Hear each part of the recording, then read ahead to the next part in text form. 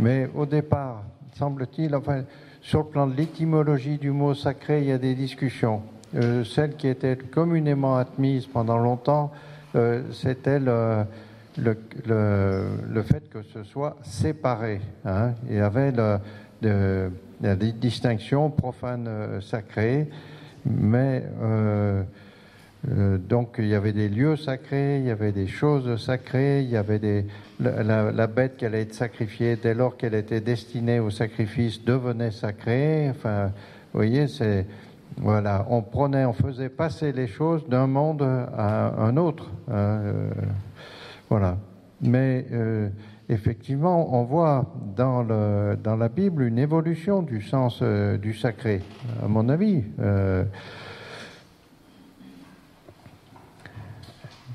Alors, vous faites référence au transcendant. Moi, je crois qu'il y a quelque chose de cela dans le sacré, c'est-à-dire qu'il est du côté du mystère, hein, le sacré. Et du mystère, le mystère qui est présent ici de par l'existence. Pourquoi ça et non pas rien, quoi. Il y a déjà un côté fondamentalement mystérieux de l'existence, et du coup, peut-être un caractère sacré de cette existence, hein, parce qu'elle nous renvoie à un fondement qui nous dépasse infiniment, hein, par certains côtés. Voilà. Ensuite, je crois que dans la Bible, c'est vrai que eh bien, c'est développé peu à peu cette présence du mystère à chacun, mais où finalement c'est chacun qui participe de ce mystère, hein, et où on est en tant qu'appelé à être à l'image et à la ressemblance du Créateur, enfin de participer à la nature divine. Eh bien, ma foi, il y a un caractère sacré, non seulement de l'existence, mais des personnes, hein, parce que la foi d'Israël, c'est la foi en un Dieu personnel. Et puis nous, on s'aperçoit, alors c'est pour ça qu'on croit à la Trinité, on croit que Jésus est vrai homme et vrai Dieu, c'est qu'on finit par découvrir que l'homme a quelque chose à voir avec Dieu, mais plus que ça, quoi, que l'intention de Dieu, c'est que nous soyons ses enfants. Quand on dit notre Père, on ne dit pas autre chose quand même. Hein. Enfin, donc il y a une découverte progressive que chacun, pour sa part, participe du mystère fondamental de Dieu, qui est communion aimante de personnes. Parce qu'au fond, la Trinité nous dit quelque chose de la communion des personnes. Hein, personnes distinctes, mais totalement unies. Voilà, autrement dit, le mystère de la Trinité, il est fondateur du mystère aussi de nos relations, hein, puisque si Dieu est amour, nous on est appelés à vivre de l'amour et à entrer en relation, et d'autant que la Trinité, alors peut-être que manifeste moyennement la céramique là que j'ai présentée, mais que la Trinité elle est ouverte. Ça, j'aime bien cette expression de Moltmann. Moltmann, dans Trinité, Royaume de Dieu, un livre, il a écrit sur la mort du Christ, enfin de Jésus crucifié, je sais plus. Mais enfin, dans Trinité, Royaume de Dieu, il parle de Trinité ouverte.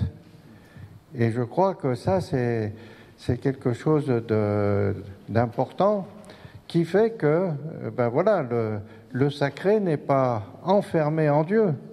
Le propre de Dieu, c'est de nous communiquer, nous faire rendre participants de sa propre existence.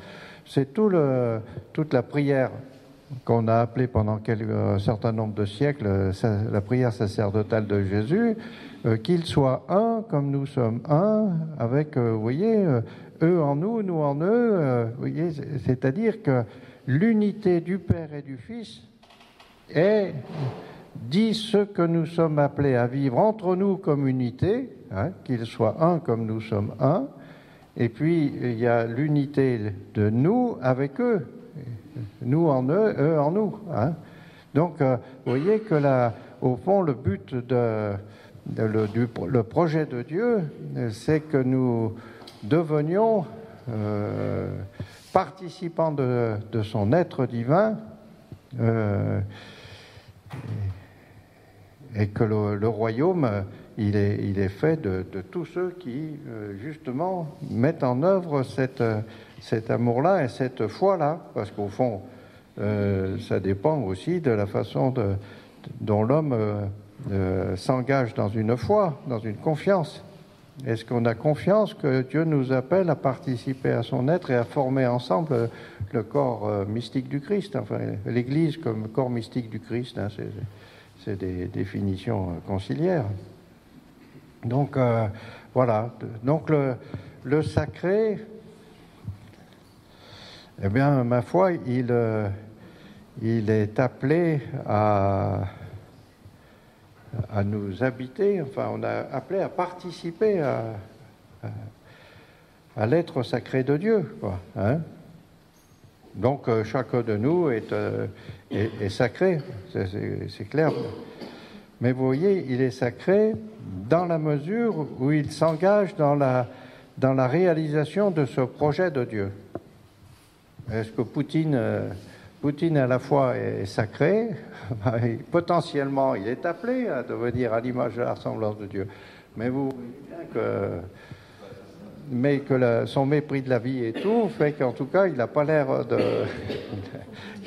de confesser un Dieu qui va jusqu'à donner sa vie pour la vie des autres, puisqu'il il prend la vie des autres pour assurer son pouvoir. C'est l'inverse. Autrement dit, il est comme Pilate, comme les Romains, comme César et d'autres, quoi, qui n'hésitent pas à utiliser la vie des autres pour asseoir leur pouvoir, quoi. Bon, le Christ est à peu près l'inverse, hein. Donc, je crois que le sacré, il se définit dans son rapport à l'amour, hein, finalement. Et la création. Et alors, justement, c'est-à-dire que la création, à la fois, elle a quelque chose de sacré, puisqu'elle est ordonnée à l'avènement de l'homme. Ça, c'est un autre sujet, mais moi, je pense que c'est Teilhard Chardin qui a développé une perspective phénoménologique de l'évolution, de la création, vous savez. C'était peut-être le premier à faire une lecture vraiment chrétienne de l'évolution, telle que Darwin avait pu en parler, enfin, ou ébaucher, parce que lui, il va se situer, et c'est pas sans rapport avec ce qu'on dit, c'est-à-dire il montre que dès entre guillemets, le Big Bang, avant, on ne s'est pas remonté, hein. Enfin, on n'a pas moyen de mettre à l'épreuve les théories qu'on fait sur ce qui précède le Big Bang. Mais dès le départ, il dit que toute l'évolution est traversée par un principe de construction qui est récurrent, qui est quoi? Que les choses homologues sont faites pour s'unir. Les particules, c'est fait pour s'assembler, pour former les atomes, vous voyez. Les atomes, on constate dans le temps, parce que c'est dans la flèche du temps, tout ça, que c'est fait pour s'unir, pour former les molécules. Quand vous voyez, ça va vous rappeler des souvenirs, quand vous voyez le tableau de Mendeleïev, hein, avec toute la série des corps simples, vous dites c'est une boîte de Lego absolument extraordinaire. Les Lego, c'est fait pour s'assembler. Quand vous voyez la boîte de Lego que constituent les atomes, la série des atomes, vous dites c'est une boîte de Lego absolument extraordinaire. Extraordinaire. Hein, former des molécules.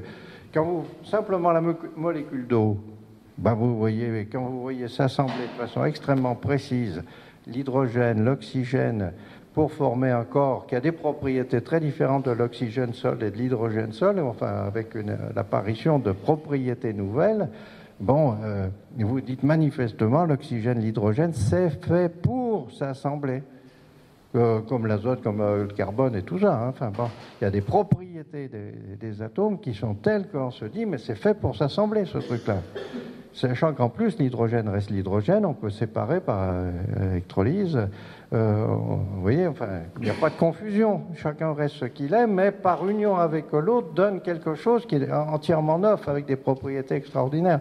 Vous prenez les propriétés de la molécule d'ADN, bon, eh ben, c'est un stockage de programmes, d'informations absolument inouï. Bon. Et si vous mettez bout à bout toutes les ADN de votre organisme, là, vous voyez, dans chaque cellule invisible à l'œil, vous avez en gros une pelote d'ADN qui fait 1 mètre, en gros, un ordre de grandeur. Hein. Et donc, avec ça, vous pouvez faire 100 fois ou 1000 fois la distance Terre-Lune en mettant bout à bout vos ADN. Et tout ça, ça permet de stocker sur chaque brin, vous stockez des milliards d'informations. Des milliards d'informations. Je vous dis, c'est extraordinaire. Ben là, il y a quelque chose de mystérieux, mais qui nous renvoie à un certain sacré quand même. Hein. Pourquoi ? Parce qu'on voit bien qu'il y a une finalité, quoi. Et que les molécules, eh ben, ma foi, c'est fait pour jouer entre elles, dans les cellules. Hein. Et ça donne des propriétés nouvelles. Et puis les cellules, elles sont faites aussi pour se différencier et s'associer, pour former tous les organismes. Donc, vous voyez, Teilhard va dire qu'il y a un principe d'union créatrice, où chaque élément reste ce qu'il est tout en s'associant à l'autre pour donner quelque chose de neuf. Et il dit, ben voilà, l'avenir de la cellule, c'était les organismes, mais dans les vivants, ben, quel est l'avenir ? Ben, c'est peut-être que les hommes, entre eux, parce qu'ils ont apparemment un bulbe et des moyens un bulbe un peu spécial et des moyens de communication et d'union et de transmission d'informations, ben c'est peut-être que l'humanité forme un tout, un corps, un nouvel organisme ayant des propriétés entièrement nouvelles pour lui. Hein, vous voyez ? Donc, toute la création, elle participe de ce mouvement global qui est du côté de l'accomplissement dans l'union. Dans l'union, à chaque fois, c'est l'union qui guide montée de l'intelligence et de la conscience. C'est un principe d'union, de complexification conscience par dit Teilhard. Hein. Bon, et ben du coup, globalement, ben voilà, il y a un caractère sacré de la création. Teilhard a cette formule: rien n'est profane à qui sait voir. À qui sait voir. Rien n'est profane à qui sait voir. Ouais. Vous voyez, les choses ne sont pas aussi tranchées. Il y a des sacrés qui ne sont pas chrétiens. On va dire, enfin, entre guillemets, quoi. Le fait de réserver le cœur aux hommes, c'est pas du christianisme, ça, j'y peux rien. Enfin, le Christ n'a pas fait de distinction comme ça entre hommes et femmes.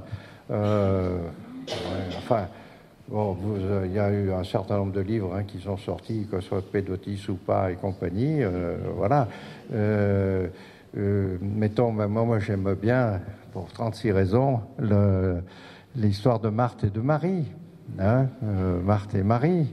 Alors souvent on dit, Marie a choisi la contemplation, elle a choisi la meilleure part, voilà. Donc, en fait, c'est pas, il y a plus que ça derrière.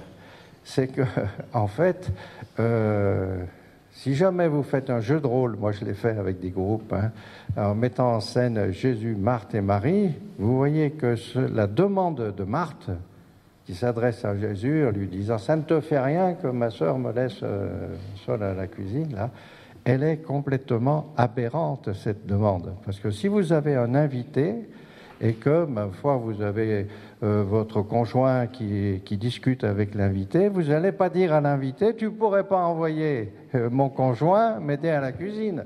Ça, c'est complètement aberrant. Et puis, il y a plus que ça. C'est-à-dire que ça, c'est un commentaire, je n'ai pas su qui l'avait écrit, mais on me l'a envoyé, sans que j'ai la source. C'est qu'à l'époque, les femmes n'étaient pas invitées à travailler la Torah. Parce qu'il y a même un commentaire rabbinique qui dit que enseigner la Torah à une femme, c'est la dévergonder. Carrément. Voilà. Bon, or là, vous voyez que Marie, elle est en position de disciple. Elle est assise devant Jésus à écouter ce que dit le rabbin. Jésus. Et donc, elle est en position de disciple, ce qui, à l'époque, n'était pas admis pour les femmes. Donc, on peut dire que dans cet épisode, Jésus sort la femme de la cuisine pour la rendre auditrice de la Torah, qui jusque-là était réservée aux femmes, jusque-là à l'époque. Aujourd'hui, il y a quelques femmes rabbins, ça évolue, mais doucement, on va croire.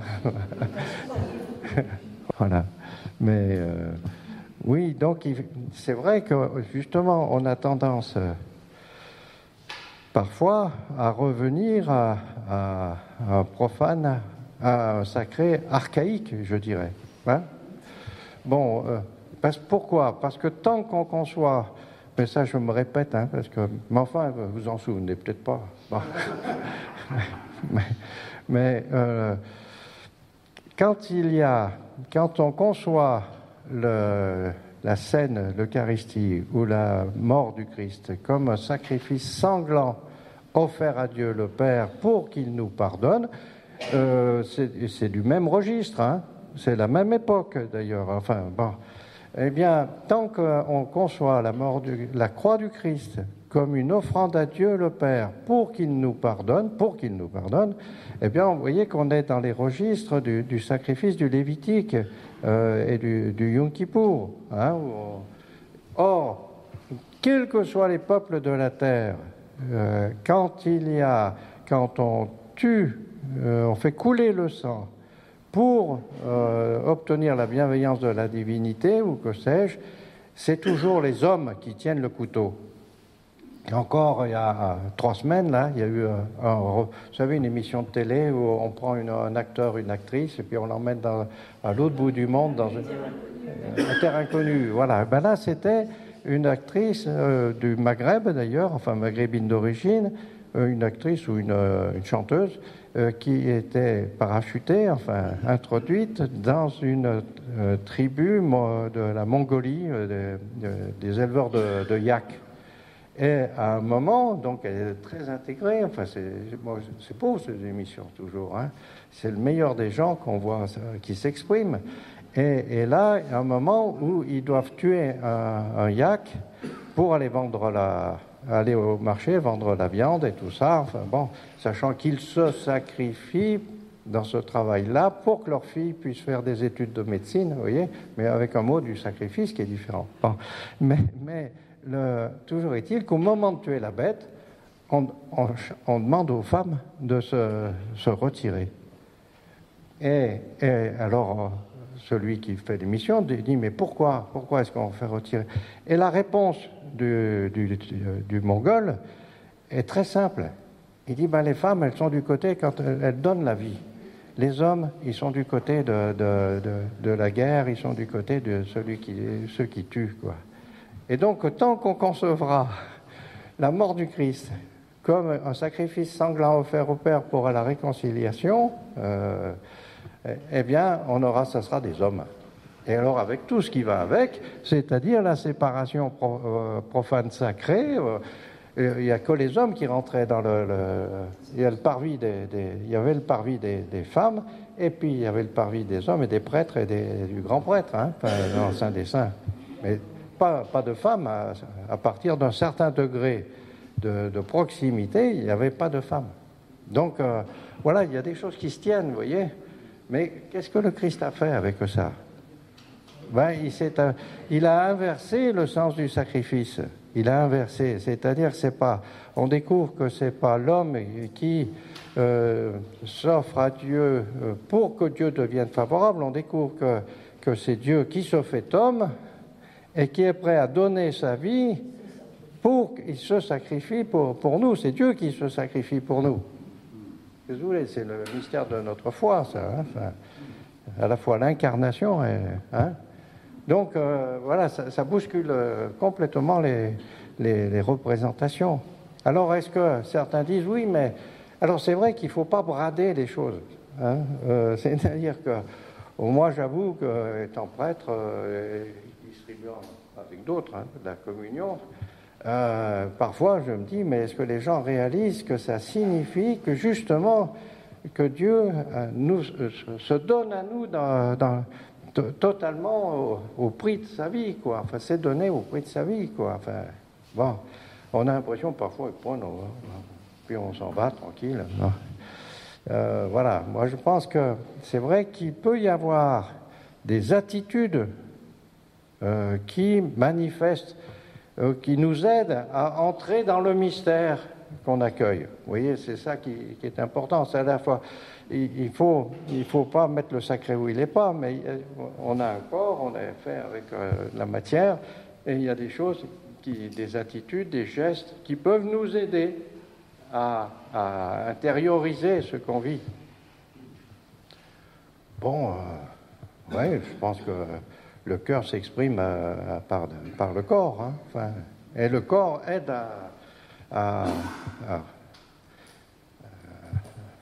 le corps aide à ouvrir l'espace du cœur aussi, hein, inversement. Voilà.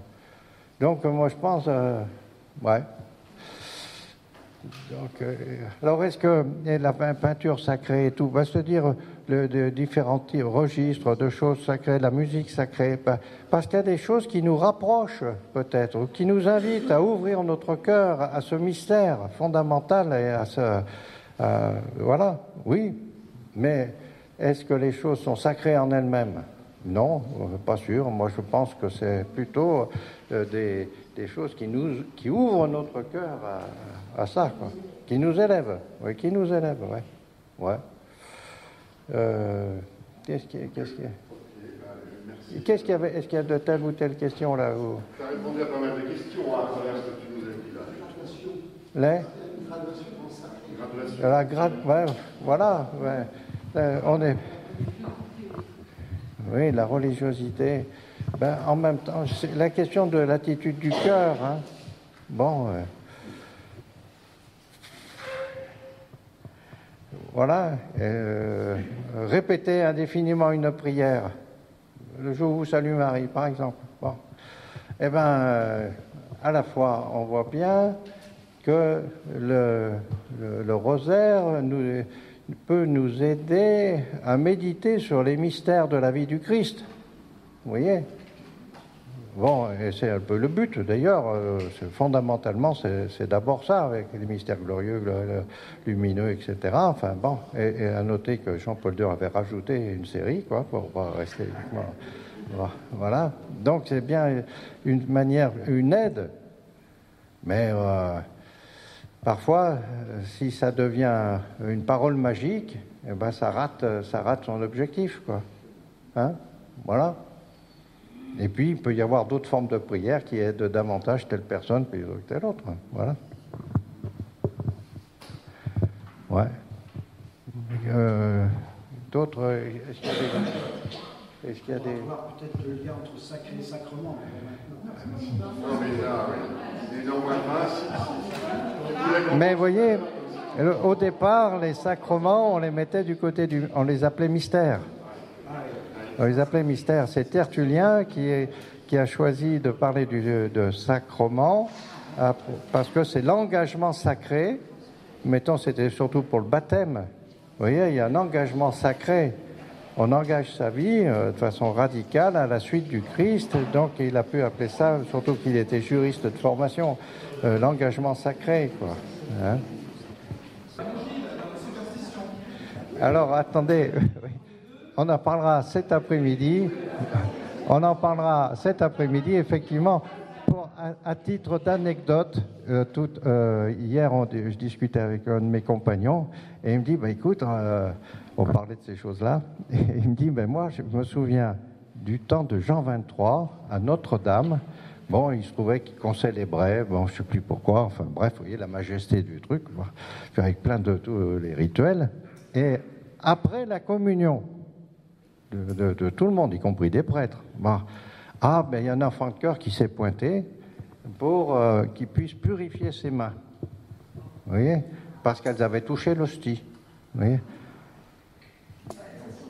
Mais c'est complètement contraire au sens de ce qui vient d'être vécu. C'est-à-dire que l'Eucharistie, c'est ce qui nous purifie.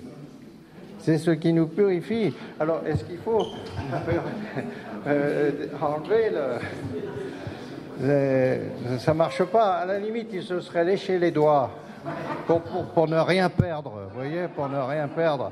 Et puis ensuite se laver, voilà, peut-être, pourquoi pas, mais certainement pas ça. Mais on rajoute parfois des choses qui n'ont pas de sens sous prétexte de respect. Il faut le respect, il faut le sens du mystère, mais il faut essayer de trouver des symboles qui soient ajustés à ce qu'on célèbre. Enfin, voilà.